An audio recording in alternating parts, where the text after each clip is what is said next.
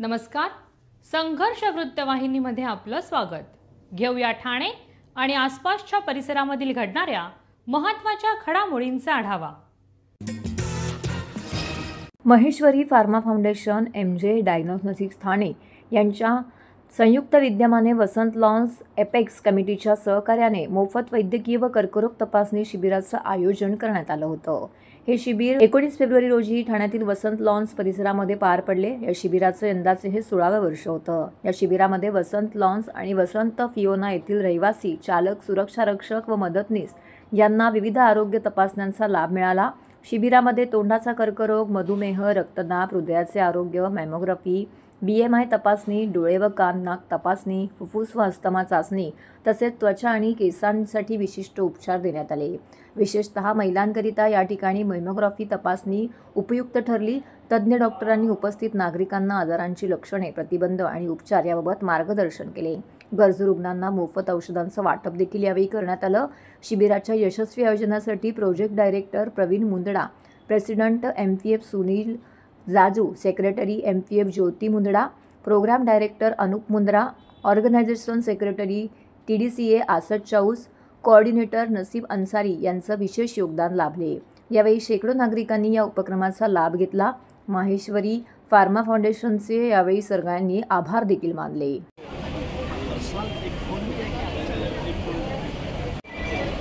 Doctor Rujuta madam आहेत.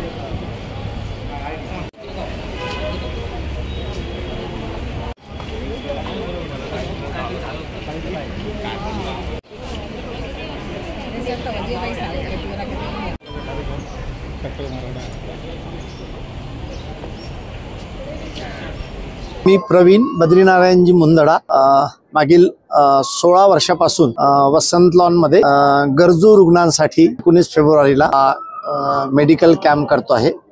या medical camp मध्ये आम्ही डोक्यापासून तर पायापर्यंत पूर्ण शरीराचं सगळं चेकअप करतो. त्यात मुख्यतः mammography, pap smear test, oral cancer, डोळे तपासून आम्ही चष्मे देतो लोकांना, ECG काढतो, body calcium, pulmonary function test, ear endoscopy आणि ह्या सगळ्या तपासण्या झाल्यानंतर पॅथॉलॉजी पूर्ण तपासण्या करतो. आणि सर्व तपासण्या झाल्यानंतर तज्ज्ञ डॉक्टर्स असतात, ज्यात गायनोकॉलॉजिस्ट डॉक्टर रुजुता पाटील म्हणून आहेत हायलँड हॉस्पिटलच्या, त्या आमच्या सोबत असतात. डॉक्टर राऊत साहेब आहेत आमचे खूप जवळचे, त्यांची पूर्ण टीम असते राऊत सरांची. आणि orthopaedic, physician, ENT surgeon, general physician, gynaecologist असले सगळे जणांच्या तपासण्या लोकांच्या होतात. आणि मग शेवटी लोकांना आम्ही औषधे देतो. आणि मॅमोग्राफी नंतर जर काही लोकांच्या टेस्टमध्ये काही प्रॉब्लेम निघाला तर मग आपण त्यांचा पुढेही फॉलोअप करतो. असे करून हा एक छोटासा जनसेवेचा उपक्रम मागल्या 16 वर्षापासून चालू आहे.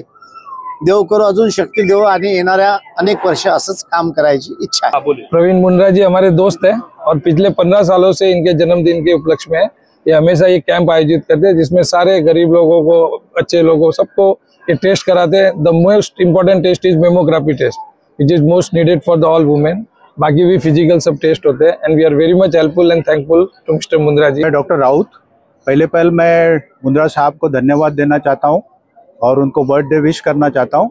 वो इसके लिए कि लास्ट 16 साल से ये मेडिकल कैंप यहाँ पे वो ऑर्गेनाइज करते हैं, जिसकी वजह से ये एरिया में जितने भी पुअर पेशेंट्स है और डिजर्विंग पेशेंट, वो काफ़ी उसका बेनिफिट लेते हैं. यहाँ पे मेमोग्राफी से लेके ऑडोमेट्री तक सभी टेस्ट होते हैं. और बेस्ट पार्ट ये है कि उनको रिक्वायर्ड जो मेडिसिन की ज़रूरत होती है वो भी फुल स्ट्रेंथ में यहाँ पे अवेलेबल होती है. तो जो आज की इस कैंप का ऑब्जेक्टिव है, as a doctor we feel कि भाई really we are fulfilling the objective. और इसके लिए मैं जो सर ऑर्गेनाइज करते हैं उनका धन्यवाद. आमचे आदरणीय मुंद्रा साहेब यांच्या वाढदिवसानिमित्त डोक्याच्या केसापासून पायापर्यंतच्या सर्व टेस्ट या आरोग्य शिबिरातून आम्ही आयोजित करतो. एका छताखाली सगळ्या ज्या काय टेस्ट असतात, ज्या लोकांना आपण 10 दिवस फिरलो तरी जी टेस्ट पूर्ण होत नाही, ते एका छताखाली लोकांना कसा फायदा देता येईल त्यासाठी सरांचं नेहमी समाजासाठी हे असतं. रयतेचा राजा आज शिवजयंती जो आज आपण बघतो, त्या ठिकाणी आज सर्व धर्माच्या, सर्व समभाव जे जपणारी आणि त्यांचा आज वाढदिवस, एवढ्या मोठ्या दिवसाला वाढदिवस असतो. आणि मागील 15-20 वर्षापासून सर या सोसायटीमध्ये आरोग्य शिबिर आयोजन करतात.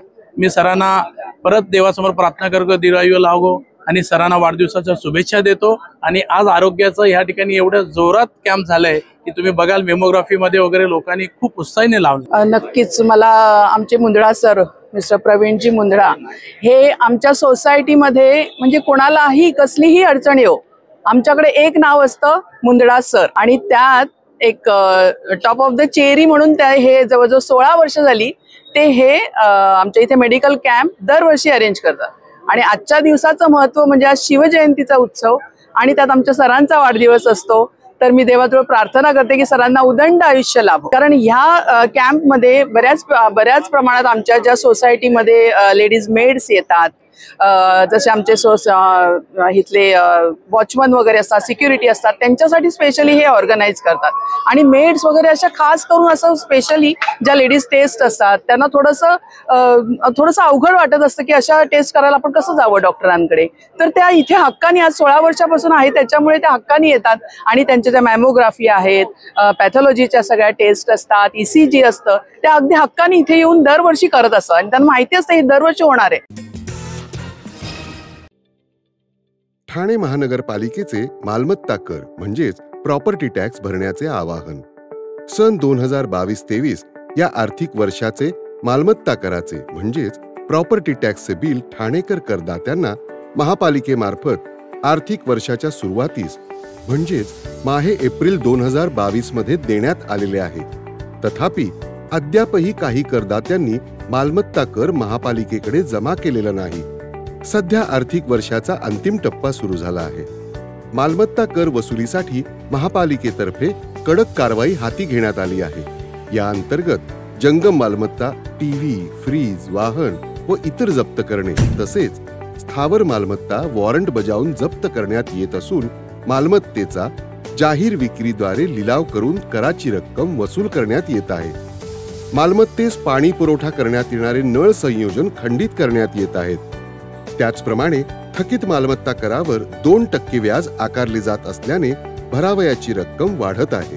आपला मालमत्ता कर propertytax.thanecity.gov.in या लिंकद्वारे तसंच गुगल पे, फोन पे, पेटीएम याद्वारे ऑनलाईन पद्धतीने करण्याची सुविधा उपलब्ध करून दिली आहे। शनिवार, रविवार व सार्वजनिक सुट्टीच्या दिवशी नागरिकांना मालमत्ता कर भरणे सोयीचे व्हावे याकरता महापालिकेचे मालमत्ता कर संलग्न कार्यालय या दिवशी कार्यान्वित ठेवण्यात आलेले आहे। तरी मालमत्ता कर वसुलीची अप्रिय कारवाई टाळण्याच्या दृष्टिकोनातून मालमत्ता कर भरून महापालिकेस सहकार्य करावे। धन्यवाद।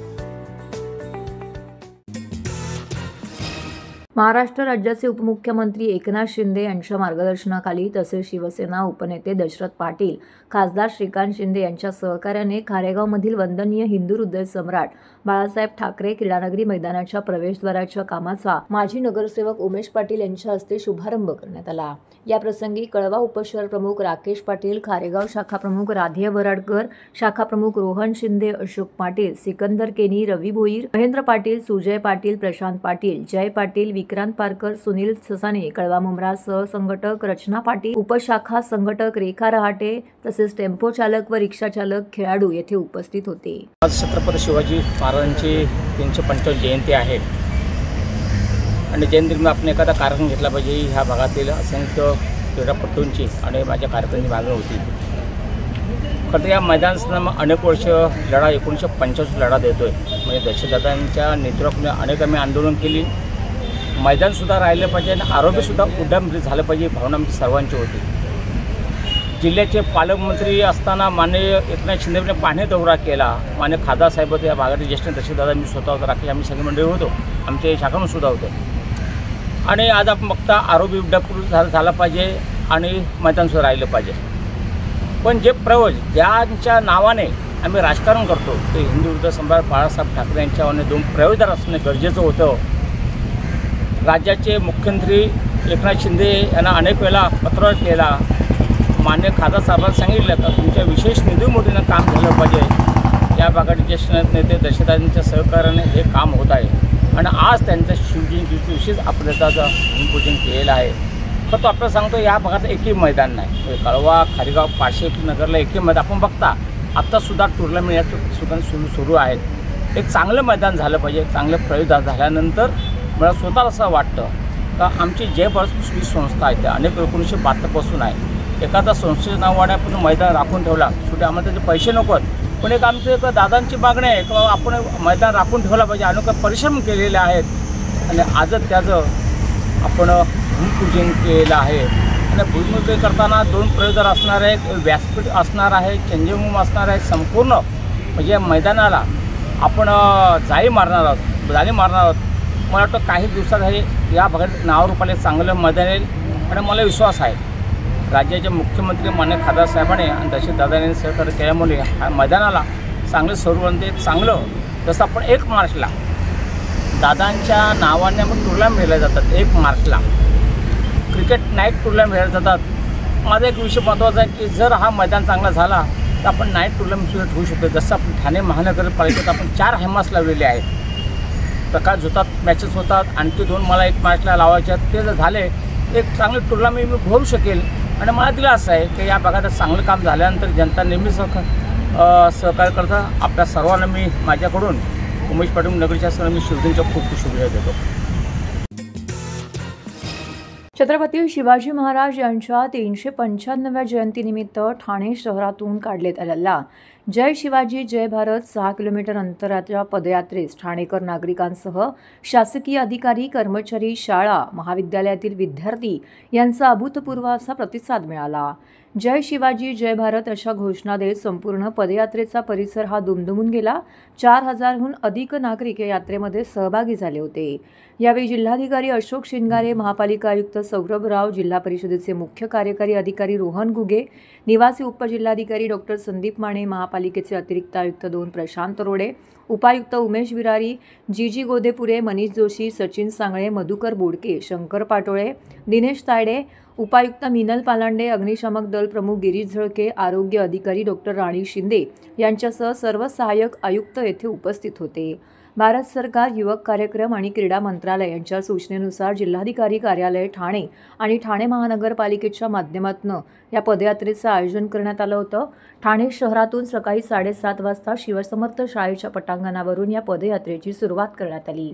तेथून मारुतराव शिंदे तरण तलाव, दत्त मंदिर घाट, प्रभात सिनेमा सिग्नल, छत्रपती शिवाजी महाराज पुतळा, रंगबापूजी गुप्ते चौक, टेंबी नाका, कोर्ट नाका, सेंट्रल मैदान, ठाणे जिल्हा कारागृह येथून आराधना टॉकीज चौक, पुन्हा गाडगीळ चौक, तलापल्ली येथून पुन्हा शिवसमर्थ शाळा पटांगण येथे ही पदयात्रा विसर्जित करण्यात आली। या पदयात्रेत सर्व शासकीय आस्थापनांचे अधिकारी, कर्मचारी, शैक्षणिक संस्थांमधील विद्यार्थी, NSS सामाजिक संस्था, ट्रस्टमधील सर्व व्यक्ती मोठ्या संख्येने सहभागी झाले होते। यावेळी पटांगणावरती शालेय विद्यार्थ्यांनी मैदानी खेळांची प्रात्यक्षिकं देखील सादर केली।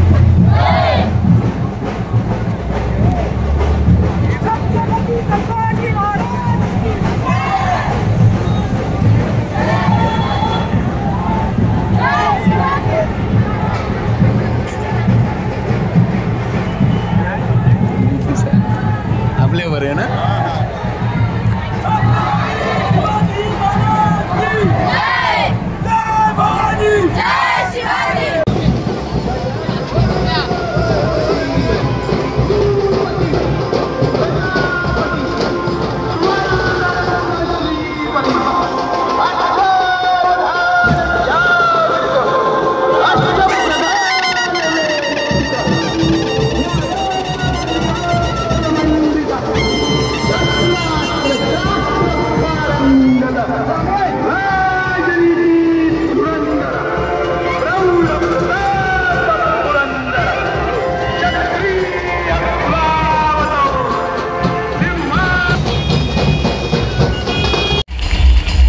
एकदा जोरदार टाळ्या वाजवूया या सर्व मान्यवर खेळाडूंसाठी।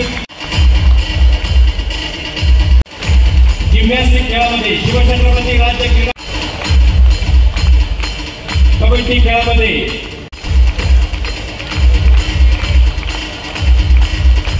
शिवछत्रपती राज्य क्रीडा,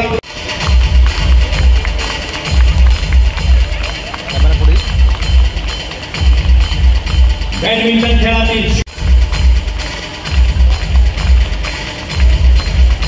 रिदमिक जिम्नॅस्टिक खेळातील शिवछत्रपती पुरस्कार, एक कबड्डीपटू ठाण्यामध्ये वाहतूक विभागाचा पोलीस उपायुक्त म्हणून कार्यरत आहे कबड्डी खेळाडूंसाठी अभिमानाची आनंदाची गोष्ट आहे। छत्रपती शिवाजी महाराज यांची 395 जन्म जयंती याच्या निमित्ताने भारत सरकारची सूचना तसेच महाराष्ट्र सरकार यांच्याकडून प्राप्त झालेले निर्देश त्याच्या अनुषंगाने आपल्याला शिवपदयात्रा याचं आयोजन करायचा होता। त्याचा हेतू आपले जे युवक आहेत युवती आहेत त्यांच्यामध्ये शिवाजी महाराज यांचे संस्कार आरोपित करणे त्या अधिरोपित करणे हा होता। आणि आपण सगळ्यांना कल्पना आहेतच की संस्कृती आणि धर्माचे संरक्षक आणि सुशासन आणि स्वराज याचे संस्थापक म्हणून शिवाजी महाराज यांची कीर्ती आहे। मग त्यांचे गुण त्यांचे जे संस्कार आहेत ते आपले अंगात ते अंतर्भूत झाले पाहिजे हा एकंदरीत आजचे पदयात्रेचा हेतू होता। यामध्ये जिल्हाधिकारी कार्यालयाची पूर्ण टीम, ठाणे महानगरपालिका, जिल्हा परिषदची पूर्ण टीम आणि विविध शासकीय कार्यालय, पोलीस डिपार्टमेंट, फायर डिपार्टमेंट हे सगळेच लोक सहभागी होते। साधारणतः 5000 पेक्षा जास्त नागरिकांनी या पदयात्रेमध्ये सहभाग दर्शवला आणि एकंदरीत खूप सुंदर खूप ऊर्जावान एक वातावरण निर्मित झालेलं आहे। हिंदवी स्वराज्याचे संस्थापक छत्रपती शिवाजी महाराजांच्या 395व्या जयंतीनिमित्त आज आपण शिवपदयात्रेचं प्रारंभ केलेला आहे। या उपक्रमाला ठाणे महानगरपालिका, जिल्हाधिकारी कार्यालय, स्वयंसेवी संस्था, विविध शाळा, महाविद्यालय, विद्यार्थी विद्यार्थिनी आणि काही सामाजिक संस्था या स्वप्रेरणेनं समोर आलेल्या आहेत। या माध्यमातून जसं आता आयुक्त महोदयांनी सांगितलं तसं छत्रपती शिवाजी महाराजांचे आदर्शवत गुण पुढच्या पिढींमध्ये रुजवावेत, त्यांचे संस्कार व्हावेत, संस्करण व्हावं त्यांना, या अनुषंगानं आजची पदयात्रा आयोजित केलेली आहे। छत्रपती शिवाजी महाराजांच्या एकूणच जीवन कार्याचा जर पट आपण बघितला तर तो अत्यंत प्रेरणादायी आहे आणि आपली प्रत्येक युवा, प्रत्येक जण, प्रत्येक युवा पिढी तशी संस्कारक्षम असावी आणि राष्ट्रप्रेमानं भरलेली निर्माण व्हावी याच्या अनुषंगानं आजची शिवपदयात्रा काढलेली आहे। राष्ट्रवादी शरद पवार गटाचे नेते आमदार डॉक्टर जितेंद्र आव्हाड यांच्या 2 खंद्या समर्थकांनी उपमुख्यमंत्री अजित पवार यांच्या राष्ट्रवादी काँग्रेस पक्षात प्रवेश केला। या प्रवेशाने कळवा खारेगाव भागामध्ये शरद पवार गटाला खिंडार पडले असून आणखी काही जण पक्षांतर करण्याच्या तयारीला असल्याचं कळतंय। राष्ट्रवादी विद्यार्थी काँग्रेसचे माजी ठाणे जिल्हा अध्यक्ष आमदार जितेंद्र आव्हाड यांचे स्वीय सहाय्यक अभिजित पवार आणि माजी शिक्षण मंडळ सदस्य हेमंत वाणी या 2 खंद्या समर्थकांनी उपमुख्यमंत्री अजित पवार यांच्या राष्ट्रवादीमध्ये मुंबईमध्ये प्रवेश केला। त्यावेळी राष्ट्रवादीचे प्रदेश सरचिटणीस नजीब मुल्ला येथे उपस्थित होते। पवार आणि वाणी हे दोघंही कार्यकर्ते आव्हाड यांच्यासाठी जीव देण्यास नेहमी तयार असायचे। ठाणे महानगरपालिकेच्या एका प्रकरणात त्यांनी नेतृत्व केल्याने त्यांच्यावर गुन्हा देखील दाखल झाला होता। खारेगाव भागात आव्हाड यांच्या पक्षाचे काम पवार बघत होते तर खोपट भागामध्ये वाणी हे यांचं कार्य सांभाळत होते। मोठ्या प्रमाणावरती तरुण वर्ग त्यांच्या पाठीशी आहे। या दोघांनी आमदार जितेंद्र आव्हाड यांची साथ सोडल्याने राष्ट्रवादीचं नुकसान होत असल्याची चर्चा आहे। या दोघांवरही तडीपाडीची तसेच मोक्काची कारवाई करण्याची भीती असल्यामुळे आमदार जितेंद्र आव्हाड यांची साथ सोडली अशी चर्चा सध्या राष्ट्रवादीमध्ये सुरू आहे। तर अभिजित पवार राष्ट्रवादी पक्षात येत असताना त्याला काहींचे कॉल येत होते, तू कुठे आहेस, आपण बसू, मार्ग काढू, अरे आता कधी मार्ग काढणार, अगोदर काय गोट्या खेळत होतात का, असा उपरोधिक टोला राष्ट्रवादी काँग्रेसचे राष्ट्रीय अध्यक्ष आणि उपमुख्यमंत्री अजित पवार यांनी जितेंद्र आव्हाड यांचं नाव न घेता लगावलं। या पक्षप्रवेशाच्या वेळी राष्ट्रवादी काँग्रेसचे राष्ट्रीय अध्यक्ष आणि उपमुख्यमंत्री अजित पवार, कोषाध्यक्ष आमदार शिवाजीराव गरंगे, मुख्य प्रवक्ते आणि ठाणे जिल्हा अध्यक्ष आनंद परांजपे, प्रदेश सरचिटणीस नजीब मुल्ला, युवक प्रदेशाध्यक्ष सूरज चव्हाण, प्रदेश उपाध्यक्ष सलीम सारंग, सहकोषाध्यक्ष संजय बोरगे इत्यादी उपस्थित होते। 8 वर्षामध्ये प्रभागात काय कामं झाले पुणे जरा बोल गैर पडलं होतं शपथ राखीव म्हणजे सही झाले ना लेटर आणि शिवसेनेचे नेतृत्व होईल तुमचं कोणतं कसं होईल असं नव माझ्या लोकांसाठी कामं करायची आहे आणि मी यापूर्वी किती कामं करतोय हे सर्व आपण आज अभिजित पवार जे राष्ट्रवादी युवक काँग्रेस महाराष्ट्र प्रदेशला उपाध्यक्ष होते, त्याचप्रमाणे श्री हेमंत वाणी जे महाराष्ट्र राष्ट्रवादी काँग्रेस प्रदेशला सरचिटणीस होते व ठाणा माथाडी राष्ट्रवादी काँग्रेसचे जिल्हाध्यक्ष होते, त्याचप्रमाणे सौभाग्यवती सीमा वाणी व त्यांच्याबरोबर असंख्य अशा कार्यकर्त्यांनी आज माननीय अजितदादा पवार साहेबांच्या नेतृत्वावर विश्वास ठेवून प्रवेश केला। मी जिल्हाध्यक्ष या नात्याने त्यांच्या सर्व कार्यकर्त्यांचे मनापासून स्वागत करतो। राष्ट्रवादीची ताकद अधिक कळव्या मुंबऱ्यामध्ये ही वाढलेली आहे आणि आत्मचिंतन कुठेतरी आता तरी जितेंद्र आव्हाड करतील की ज्या कार्यकर्त्यांनी आपल्या जीवाचं रान छातीचा कोट त्यांच्यासाठी केला ते सर्वच विश्वासू सहकारी त्यांना सोडून चाललेत। आणि मी खास करून अभिजित पवार आणि हेमंत वाणींचं अभिनंदन यासाठी करेन की निवडणुकीच्या काळामध्ये आमच्या विरुद्ध त्यांनी निवडणूक लढली, त्यावेळेला त्यांनी कधी जितेंद्र आव्हाड साहेबांची साथ सोडली नाही, त्यांना जिंकून दिल्यानंतर त्यांची साथ सोडली। आणि त्यामुळे कार्यकर्त्यांच्या पाठीमध्ये खंजीर खुपसणारे जितेंद्र आव्हाड आता तरी आत्मचिंतन करतील, एवढाच मी या निमित्ताने त्यांना सल्ला देतो। काम करायची संधी भेटली, चांगल्या पदावर काम करायला संधी भेटत आहे, त्या संधीचं आम्ही सोनं करू।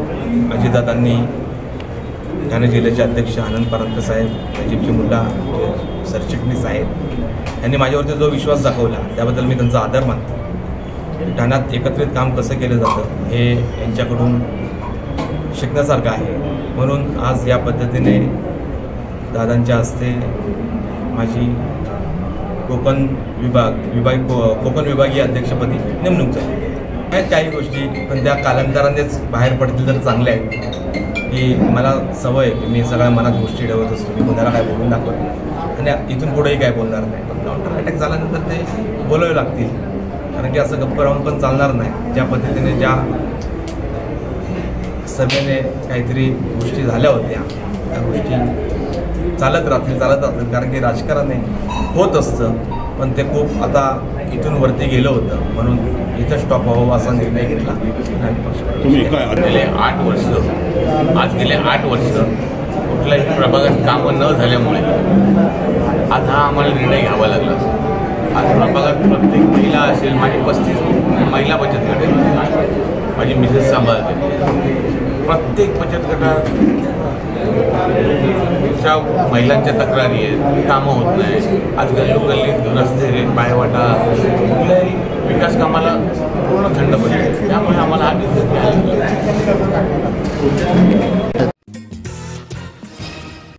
तर हे होतं संघर्ष वृत्तवाहिनीचं आजचं बातमीपत्र। उद्या पुन्हा भेटू याच वेळी याच ठिकाणी ताज्या घडामोडींसह। तोपर्यंत नमस्कार।